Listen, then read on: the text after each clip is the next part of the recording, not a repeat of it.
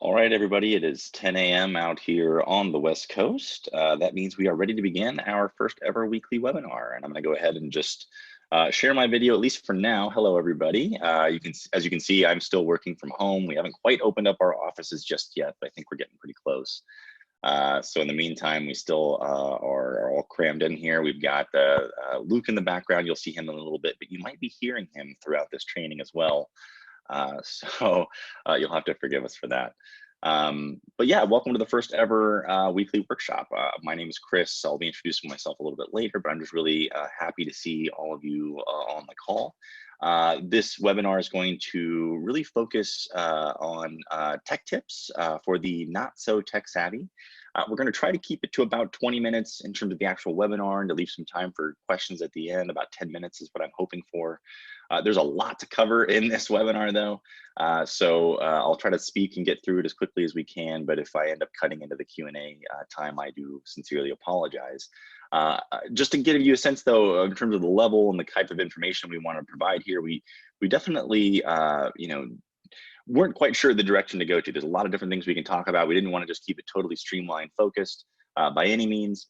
So if you have feedback about the direction, the content level that we're discussing, if this is too basic, this is going to err on the side of basic, definitely to start with. So some of you might be like, all right, this is a little, boring, but hopefully for some of you, it's really, interesting, and for everyone that you at least learn something. But if you want to see us go in different directions with this, provide more information, on other subjects, definitely let us know.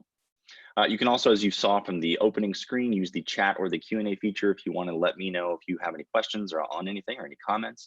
I'll probably try to save acknowledging most of those towards the end, but I'm not ignoring you. So if you do have a question for me, feel free to let me know. You should be seeing my face as well as the Streamline kind of presentation. We'll be using that screen to kind of go through most of the workshop.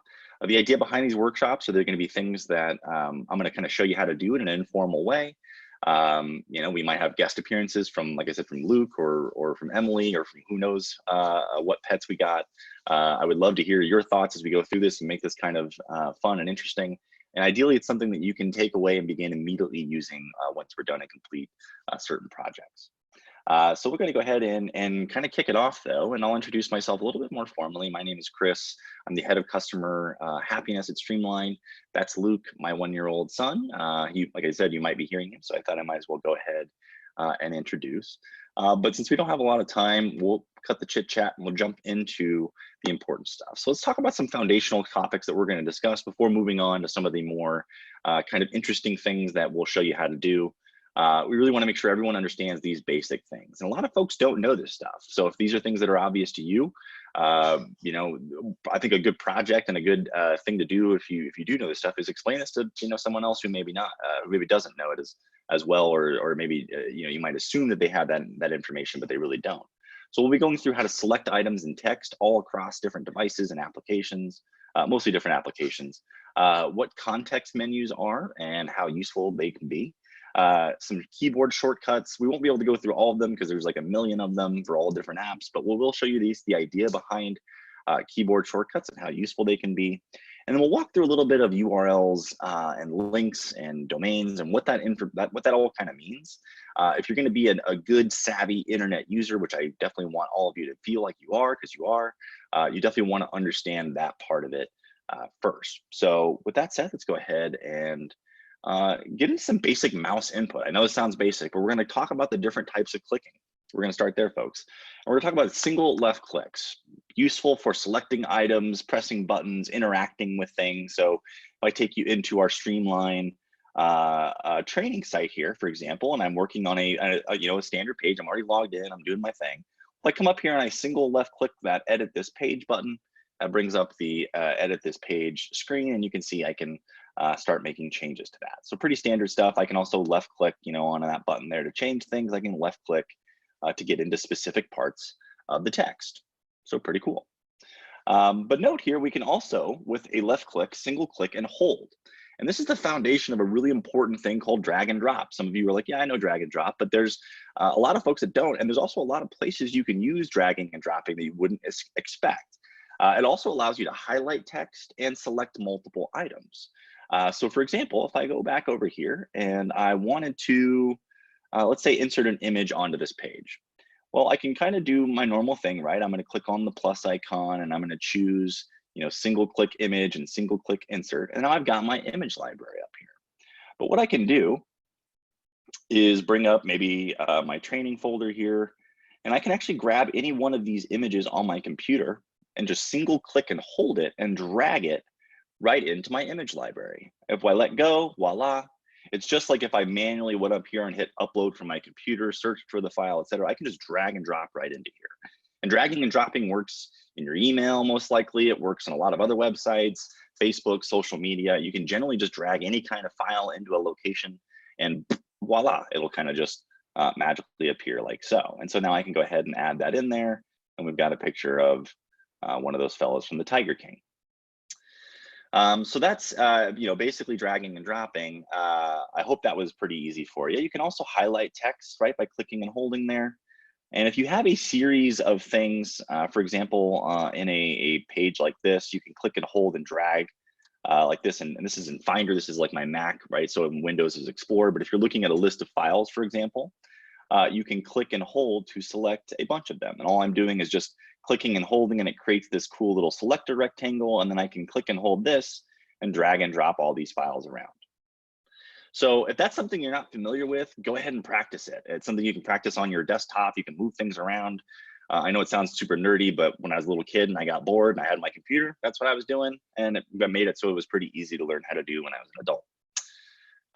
So there you go. A little bit about single clicking. What about double clicking? Double clicking is super cool. It's something everyone kind of does all the time, right? You use it to run applications, but it has a lot of other uses as well. And like, for example, we go back into here and we hit edit this page. A lot of folks don't know this, but if you're inserting like an image or a file, you don't actually have to click and then click over an insert. You can just double click that. You can just double click whatever element you want and it opens this up. And the same thing's true for a lot of other applications as well. And then if you see an image you like, you don't have to select like this image of Luke being very cute and then scroll back up and then hit select. Oh, no. You can just double click this image and it will insert just like that. So double clicking is super useful. Double clicking is also useful with text, believe it or not. So if you're trying to get like just these words right there, you can, kind of select and drag, but you can also just go kapow, double click, and it will select that entire word or that word or that word or this word. And then if you really rapidly double click, you can select an entire paragraph. Pretty cool. And it's more useful than you think, because if you're editing text or if you're doing things and want to modify an entire paragraph really quickly, just double click the crud out of it, I almost said another word, and then you'll be able to get the whole thing on there. So let me know if you have questions about that, or if that was super basic, then we'll move on to the next thing, but I thought it was interesting.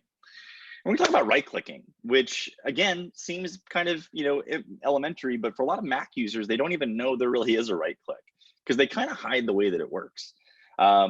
By default, if you want to right click on a Mac, you have to press and hold the control key and then click.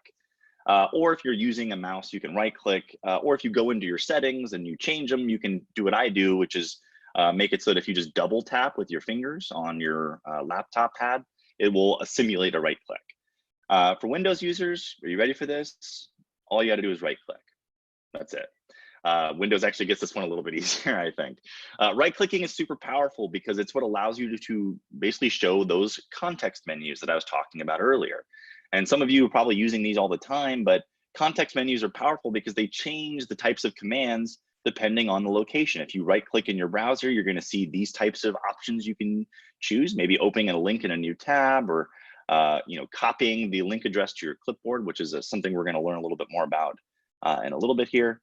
If you right click on your desktop, you might be able to change your background or other things like that. Or if you're in Slack or Teams, if you're using Microsoft Teams, you might be able to modify conversations. You get the idea. So if I go back to our page here and I select some text, I can right click on it to copy that text to the clipboard, or search Google for the text that I highlighted, or print just that statement, or a lot of other things kind of depending on where I'm at. If I'm in some other application, those commands will be totally different. So if you're trying to do something on your computer or anywhere really, and you can't quite find the command that you're looking for, pro tip, just right click. And chances are a hidden command will reveal itself in that context menu. And you can do all kinds of really cool things with that. So we'll come back to that idea here in a little bit. Um, but I think the biggest tip, and I have 3 tips for folks really in this. We call it tech tips, but there's really only 3. Even though we're going to show a bunch of different things, the biggest thing is just be curious. The more curious you are, the more you're going to learn, the more you're going to be kind of childlike and kind of be open to that kind of thing. And if I could encourage the folks on this call to do anything, it's just try more things. Often, I think our folks are not overly cautious, and they're just cautious enough. But I would always love for you to try to experiment. You can't break most things these days, and if you do, chances are people like me can come by and fix them.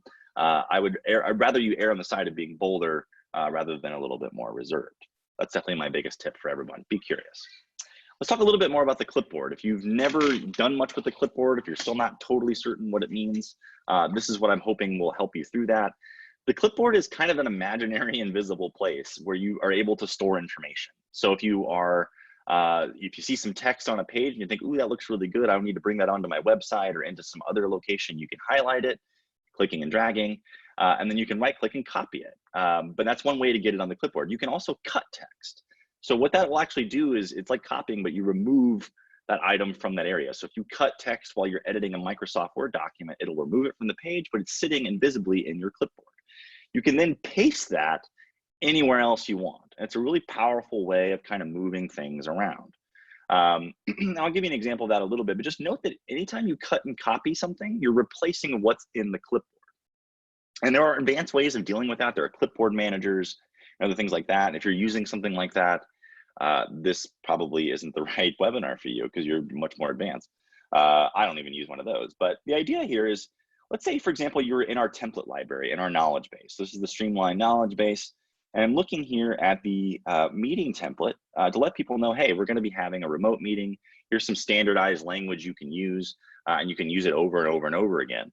Well, we provide this just to make it easy for folks so they don't have to reinvent the wheel. But the only way to really use this template is to know how to highlight this and then right-click and copy it to your clipboard. So you can copy that.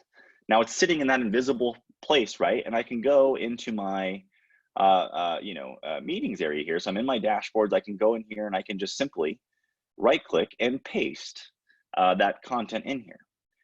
Now I can also use a keyboard shortcut. I can press and hold, if I'm on Windows, the Control key, and then hit V. Or if I'm on Windows, or excuse me, on Mac, I can press and hold Command and hit V, and all that text will magically appear here. So now I don't have to retype all that or what have you. I'm just simply copying it to the clipboard and pasting it here. And so copy and paste, super, super useful. If you haven't used it very much before, I highly recommend you do, and just try practicing it on different things. You can even copy images to your clipboard. A lot of really cool things you can practice with. Which leads us into kind of basic keyboard shortcuts. I wish we had more time to go through all these different ones. There's a ton of them, and they're all application dependent for the most part. So depending on what you're using, you have different shortcuts. These are a little bit more general, no matter where you're at, what you're using, how you're using it. These commands tend to work pretty well. And I have in white the Windows commands, and then in dark gray the Mac commands. So for example, if you want to cut, copy, and paste using your keyboard commands, you can use Control-X, Control-C, and Control-V respectively. So you can highlight text and press Control-C, and then you can highlight text, or you can go somewhere else and press Control-V and paste it all out, just like we showed you. A lot of folks, I don't know if they know about Alt-Tab, but it's pretty cool. On Windows, you can do this, or on Mac, you can also do it. You can press and hold Command on a Mac, or on, like I said, on PC, you press and hold Alt. And then you can just tab through all your different applications, and you can just bring them up, show them, and then when you're done with those, you can go back. And it's really just a nice way of kind of switching through things just really quickly. I use it all the time. Alt-Tab is super powerful. A lot of folks don't necessarily know about it though. So let's go ahead and show you some other ones too. Tabbing is really cool. A lot of folks don't know this too. So sometimes if you're filling out a form, especially really long forms on the internet, I see this a lot. People will, they'll kind of come in and they'll type their name, and then they come down and they'll type, they'll use their mouse to click on the next one, and they'll kind of type that in, and then they come down here and they click on that. Well, it's not so bad if you only have 4 fields, but if you have like 30 or 50 or what have you, that can get a little cumbersome. So what you can do is you can just tab. So all I'm going to do is press the tab key, and I'll automatically go to the next field. And then I could type in my email, hit tab, and I'm never actually having to use the mouse at all. I can just quickly move through. And then if I press Shift and Tab, I can go back up. So if I press and hold Shift and then hit the Tab button, I'll scale right back up the form. So it's a really fast way to move through like a purchase page or something like that as well. And you can see there's a ton of other really cool ones in here, like redo and undo.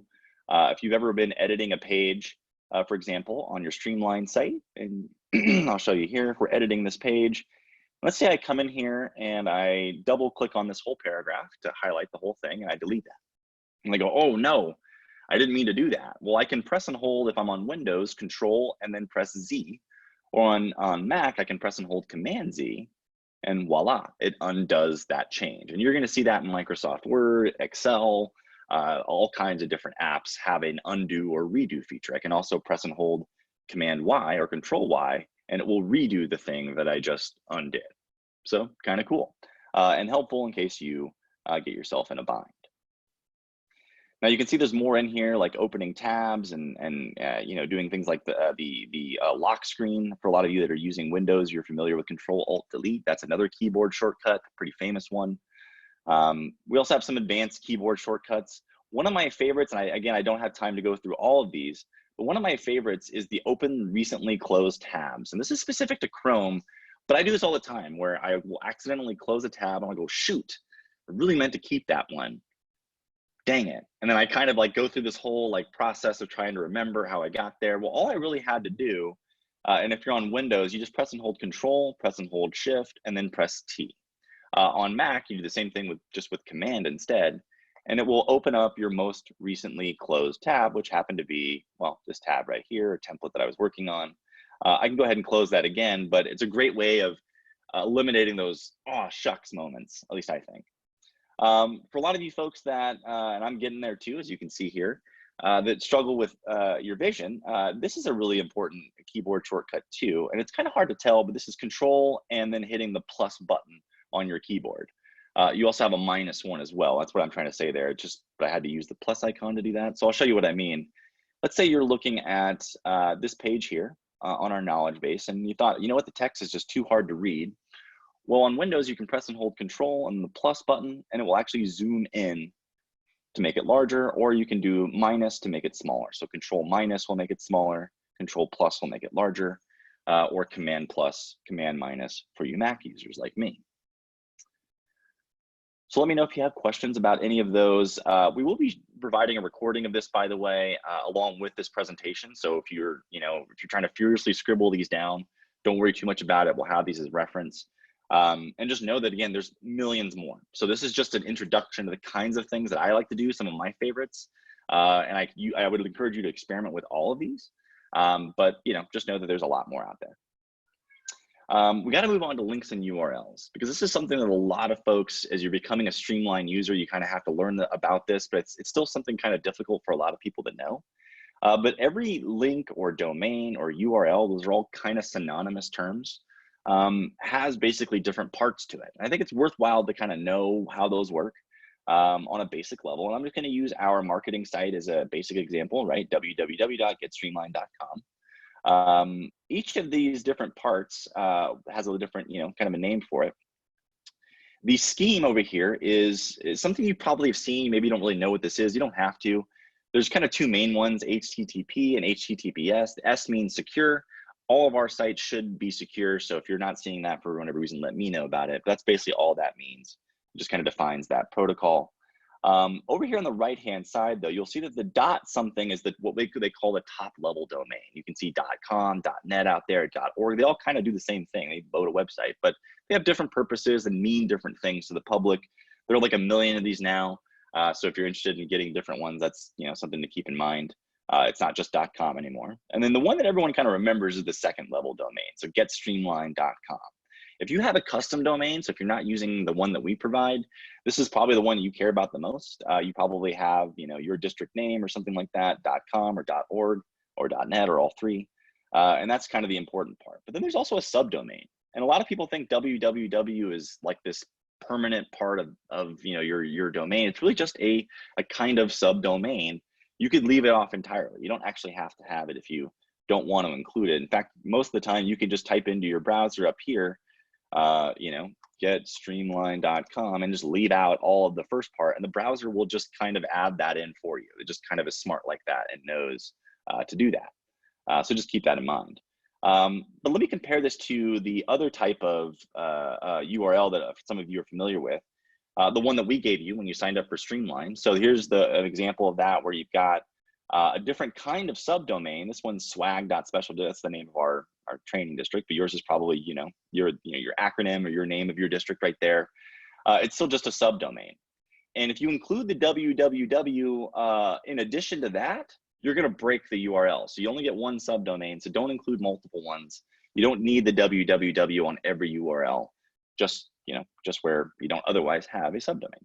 You can see this one has a different top level domain. No big deal, it still works exactly the same way. It has a different second level domain, but these are exactly the same kinds of structures.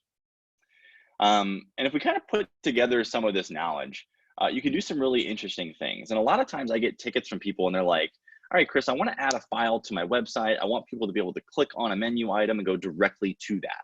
So how do I do that? I mean, with the knowledge we've kind of put together so far, we can make that pretty easy. And let me show you what I mean. So for example, let's say you're looking at your menu here and you want to add a page that loads a file immediately. No intermediary page or anything like that. What you can do is hit the plus icon here, like you would normally. And you're going to add a little title, and we're going to call this important document, okay? And then we're going to link to a page on our site, but we're going to link to a special kind of page. We're going to link to an external page, which doesn't yet exist. So it's not in our existing page library here. We have to create it on the fly. So we're going to hit new, and we're going to create that special kind of page by clicking on this drop down here. And then we can choose external from the options. And the external pages, their whole purpose is to redirect people to a URL, which we just learned about. What's cool about URLs though, is that every file you upload on your website has its own URL, its own address to get to that file. And what you can do is upload a file. So let's say we haven't uploaded it yet. We're going to insert a file element, right? We're going to hit select and upload right here. So this is all the files we have. And what we're going to do is we're going to find, let's see here.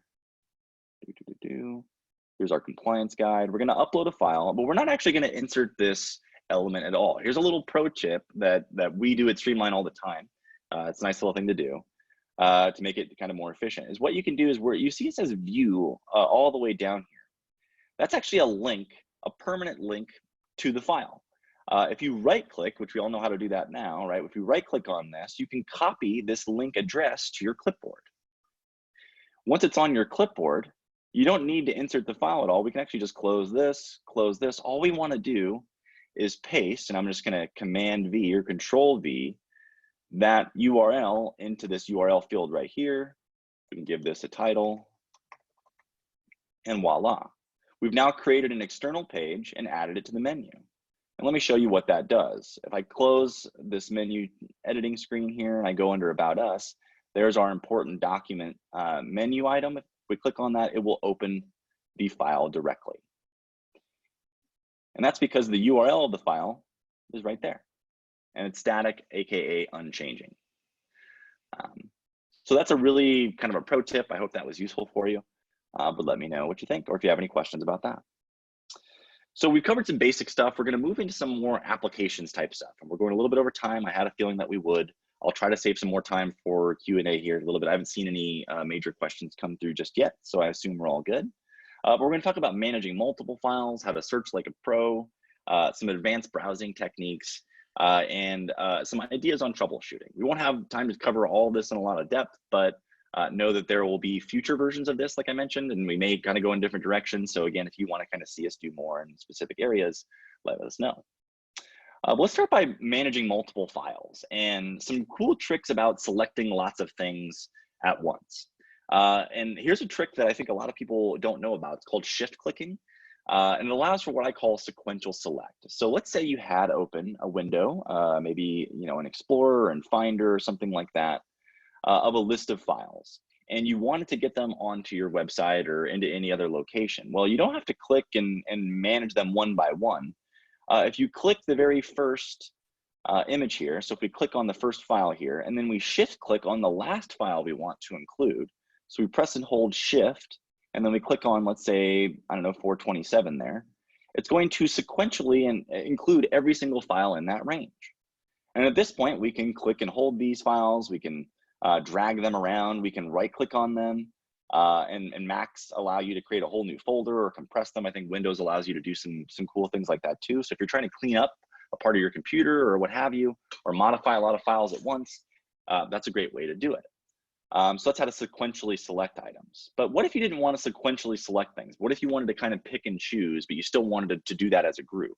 Well, you also have a manual select option. So you can click the first item you want to choose. And then if you hold Control on a Windows machine or Command on a Mac, you can then continue to click and add those items to a group. And let me show you what I mean by that. So I'll go ahead and bring up that same window here. So let's say I know I want this image here. Well, I'm on a Mac, so I can press and hold Command. But if you're on Windows, you can press and hold Control. And then I can choose this image and this image and this image. Pretty cool. And then I can come over here where I've got, you know, maybe a page I'm working on and I want to add an image gallery. Well, I can insert that image gallery element and check this out. I can just grab these images here, drag them in, they'll load them all in, just those 4 that I chose, which is pretty cool. You can see I've been messing around with these images recently. But those same rules apply here in Streamline too. So if I want to, you know, choose the first item here, and then I want to add all of these images to the image gallery that I'm about to create, I can do that. I can also selectively choose by control clicking individual items, and you can see that they're turning blue and they're getting highlighted. Well, I can choose the ones I want just like that and hit select, and all of those will be added to the image gallery. So shift and control clicking are very powerful ways of collecting and gathering and moving lots of items all at once. And if you haven't used those before, highly recommend giving those a try. And that brings me to my next tip, learning how to learn. There's always change and things are always going to be different with technology. You're going to be confronted with new things all the time. Like this COVID stuff made everyone, you know, forced to learn how to use Zoom, for example. Learning how to learn on your own or using other resources or any way that you can is the most important thing. The processes you use is more important than what you're actually learning. So one of the things that, you know, really we do all the time at Streamline is try to be really good at searching for things, especially on Google or any kind of tool that you have. So one of the things I really recommend is getting comfortable with your search engine. And if you have questions about anything that we just covered with the keyboard shortcuts or any of that stuff, let me know. But I do want to kind of shift gears and show you some stuff that, you know, should work in Bing, should work in most things, but generally we're going to show you this in Google. Some tips that'll make things a lot easier, like using tabs to filter results. A lot of people don't know about that. Using quotes, stuff like that. So for example, if I pull up good old Google here, and I want to search for something like the red hot chili peppers, and I hit enter, I'm going to get all results. So every type of resource in the entire internet that Google's ever found out about, I'm going to get that. But what if I only wanted to see music videos from them? Well, I can choose the videos option. And then I can watch all the cool little videos they've got from back in my childhood. If I wanted to see pictures of them playing concerts and stuff, I can choose the images option. And Google has a really robust image search feature. So that's pretty neat as well. And there's lots here that you can do and learn them with that, but just keep that in mind. Those tabs are really, really powerful. Quotes are also important as well. They're ways of grouping things together. And so for example, if we go back into Google here and you're searching for, you know, John J. Smith, there might be a lot of different Johns and Smiths and things like that. This is a good way of capturing just the specific one that you want to find. If you put quotes around something, whoops, there we go. You will basically just search for that term as opposed to all the different terms discretely. This is, you know, kind of more useful for, you know, looking for specific types of people or specific types of things. So for example, red hot chili peppers, you could put something like, yeah, under the bridge. So if you quote that part, everything that you find has to have that exact phrase. If it doesn't have that exact phrase in it, it won't be included in your search results. It's a very powerful way to narrow those things down. Hyphens, though, I think are really unheralded as well. If you come back into the search area here, and let's say you wanted to search for red hot chili peppers, or excuse me, hot chili peppers, because you wanted to find a recipe for those, and you got tired of seeing all of the results for the red hot chili peppers, what you can do is go hyphen and type in the word red, and it will remove basically any reference to the word red in any of the results, which also does a really good job of removing any reference to the band. There is a ton of other things, we're already coming up against our time, that you can do that are really powerful in here. One of the things to keep in mind, though, is that Google's not just a tool for searching. You can also use it for shortcuts and tools that are really powerful. Like you can look up the weather, you can define words. So if you want to see the weather in Sacramento right now, or why I'm sweating, you can see it's 89 degrees here, and you can even get a sense of the temperature moving through a series of days. And this works for any city in the country, which is pretty cool. You can define a word, defenestration. Of course, you know, autocomplete's pretty powerful as well. And you can see that's the act of throwing someone out a window. Something a lot of people don't know too is you can convert 2 kilometers to miles. You can convert things, currencies, units, you name it. Google's very, very powerful. And there's way more things that you can do even than what we're able to cover here. So practicing your Google searching, using that, these little tricks are a really great way to get information much more quickly.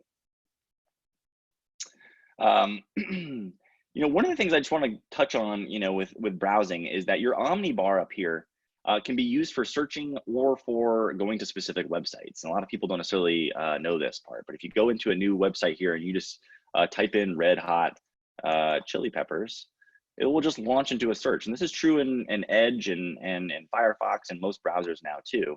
It just goes directly into a search, right? But if you go in here and you go getstreamline.com and you add that little last part as a website, it will go directly to the website. So a lot of folks get confused sometimes. Hey, I don't know why I can't get to a specific place. I can't find it on Google. Just go directly to using the URL and you'll be able to go directly to that website. You don't need to go through a search engine to get there. Tabs and bookmarks, we'll have to provide some more information on that, I guess supplementarily, because we didn't have time to really get to it today. And incognito mode, real quick, not just for naughty things, folks, really useful for a lot of different purposes. A lot of people don't know, for example, if you go into a Google search and you type something in, it's going to search based on your settings, what it knows about you, etc. But if you open up an incognito window, which you can use using a keyboard command, Control plus Shift plus N, that will allow you to basically be anonymous on the internet. Anything you search for won't be saved anywhere. It will also be as though you're just some anonymous person on the internet, so the results won't be tailored for you. It's also good for shopping without being caught by your significant other if you want to get surprise gifts and things like that. And just in general has a lot of other uses, but it also has its more obvious use. So, you're an adult, you can do whatever you'd like to do. If we had more time, I'd love to talk more about extensions. They are really, really cool, but they are, just a whole rabbit hole. So we could spend a whole lot of time going into that. We will unfortunately have to wrap up today. So with that, I'm going to give you my last tip for our time today. I wish I had more time to give you even more tips, but the most important one is don't panic. More than you realize, using technology, learning new technology is an emotional process. People think that, you got to be kind of a rational right brain kind of person or whatever, and have a certain way of thinking or whatever. I totally doubt that. I think anyone can learn any kind of technology, provided they have the right attitude, the right frame of mind, the right conditions around them, the right circumstances, right? The right support. There's virtually nothing that you cannot learn how to do if you're determined to do it. And we're not trying to code some new, operating system for the space shuttle here. All we're really trying to focus on are some basic things that will make us better users of technology in general. I'm confident all of you can do that. There's nothing you can't learn. Your state of mind and your attitude will totally dictate that. So if you're feeling like something's hard to learn or was designed poorly or whatever, you might be right, but it also might be a good time just to get away from the computer, go take a walk, stay 6 feet apart or whatever you're trying to do, but maybe go outside for a little bit and take a breather. Chances are when you come back, your problem will be much, much easier to solve. And of course, you get to a point where you really can't solve it. That's what I'm here for. But we definitely want to encourage you to take it easy, and that will be your best troubleshooting tip by far. Thank you so much. I knew I was going to go over. I tried so hard to give some time for questions. We really do want these to be 20 minutes. So that'll be my feedback to myself, is to shorten these up.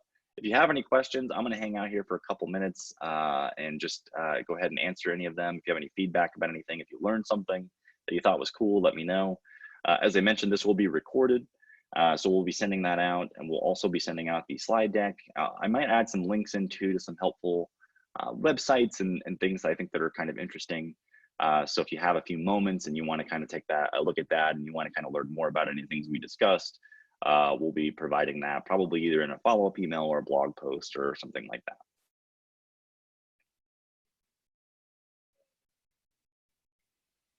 that. Thanks, Linda. You're so welcome. We got to thank you. Yeah, I'm so glad. I hope you learned a few things. We did kind of have to go through it quickly. So again, I'm just plugging part 2 of this. Will probably come sometime in July, and we'll go through and kind of show you some other stuff here as well. But you are awesome. All of you are really awesome for joining today and trying to get better and become more proficient. That's what it's all about. I'm going to, if we don't have any other questions, probably tear my crying 1-year-old out of the arms of my poor Emily, who's having to take the brunt of him today. She's a saint, so I'm going to give her a nice kiss and a hug. Thank you all. Yeah, you guys are awesome. Also, next week, same time, we're going to be doing, I don't even remember what the session is, but again, we're doing these every week. If you have to miss them, we'll be recording them and posting them, but hopefully you can join and feel free to have fun with us. So yeah, thanks everybody. I'm just seeing some thank yous, which is just great. I love it, but I do want to wrap up and let you all go. You guys are awesome. Let me know if you need anything. You can reach out to me at chris@getstreamline or fill out a ticket at support@getstreamline.com as well. Bye, everybody.